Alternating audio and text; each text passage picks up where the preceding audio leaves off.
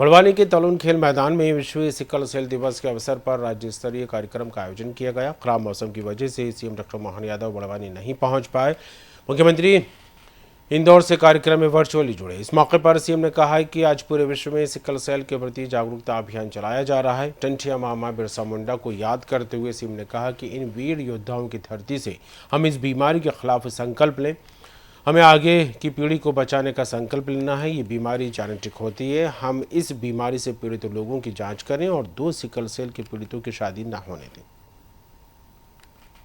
और मोटे तौर पर इस बीमारी में इसके प्रति जागरूकता लाने में सबसे बड़ा अगर योगदान किसी का है तो महामहिम राज्यपाल श्रीमान मंगूभाई पटेल का मैं अभिनंदन करूंगा, जिन्होंने लगातार आग्रह के साथ पूरे प्रदेश को जागरूक किया। यहाँ तक कि माननीय प्रधानमंत्री जी के माध्यम से इसका राष्ट्रीय स्तर पर इस बीमारी का एक तो जागरूकता भी फैलाई है।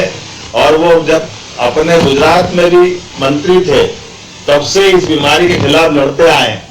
उनका अपना सामाजिक क्षेत्र का, राजनीतिक क्षेत्र का लंबा अनुभव है, लेकिन इस लंबे अनुभव में ऐसी बीमारी जिस बीमारी से अगली पीढ़ियां खतरनाक हो जाती है, तो ऐसे इस पूरे अभियान के अवसर पर आज जब विश्व सिकल सेल दिवस के रूप में जागरूकता अभियान चलाया जा रहा है, तो ये मैं आज के इस अवसर पर मेरे साथ माननीय विधायक डॉक्टर महेंद्र हार्डिया जी, माननीय महापौर श्रीमान पुष्पमित्र भार्गव जी, माननीय विधायक श्रीमती मालिनी गौड़ जी, इस अवसर पर पूर्व विधायक श्रीमान सुदर्शन गुप्ता जी, हम सब बैठ करके आप बड़वानी की उस धरती पर इस पूरे अभियान में शामिल होकर के मैं अपनी ओर से टंटिया मामा के पूरे कार्य क्षेत्र में, जिनके नाम पर हमने अपनी विश्वविद्यालय भी बनाया, टंटिया मामा, बिरसा मुंडा, हमारे ख्वाजा नायक और तमाम महापुरुषों को स्मरण करते हुए खासकर इस बीमारी के खिलाफ हम सब संकल्प लें।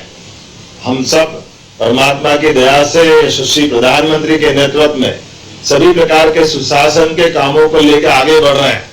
ऐसे में ये ऐसी बीमारी, जिस बीमारी के कारण से हमारी भावी पीढ़ियां परेशान हो जाती है, दुखी हो जाती है, इस पीढ़ी को बचाने के लिए हमारे लिए इसी प्रकार के अवसर पर यह संकल्प करने की आवश्यकता भी है। स्वास्थ्य विभाग के माध्यम से हम सब जानते हैं सिकल सेल के माध्यम से हमारी रक्त कोशिकाएं सिकुड़ती है। आमतौर पर 90 से 100 या 120 के आसपास ये रक्त कोशिकाओं की अपनी क्षमता होती है, लेकिन सिकल सेल बनने से ये छल्ला बन जाती है और छल्ला बनने के बाद इनकी क्षमता बहुत कम हो जाती है।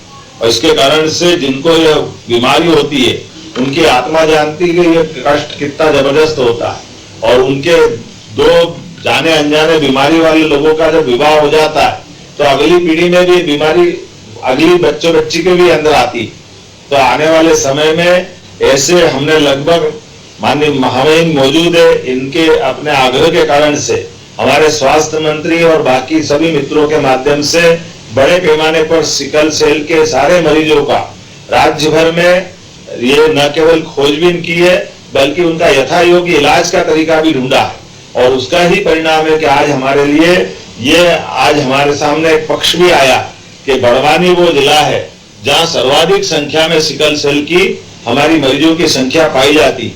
ऐसे में ये हमारे लिए चुनौती भी है और ये हमारी जागरूकता भी है कि हम छिपा नहीं रहे, हम जानकारी भी ले रहे हैं और जानकारी के साथ ऐसी भीषण बीमारी से लड़ने का हमारा सबका संकल्प भी है।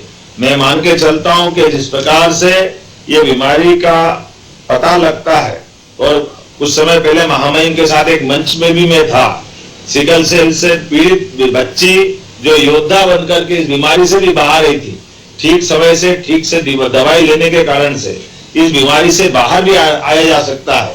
ये विषय भी हमको मिला है। और खास करके जैसे हमारी शादियों में कुंडली मिलाने की परंपरा है, वर वधू की कुंडली, इसमें सिकल सेल के जेनेटिक कार्ड को भी मिलाना चाहिए ताकि जाने अनजाने हमारे बीच में ये गलती ना हो कि इस बीमारी के कारण से बीमार वाले दोनों पक्ष का विवाह हो जाए तो अगली पीढ़ी खराब हो जाएगी। तो मैं मान के चलता हूं आज के इस अवसर पर ये मौसम ने हमारी चुनौती जरूर खड़ी करी है।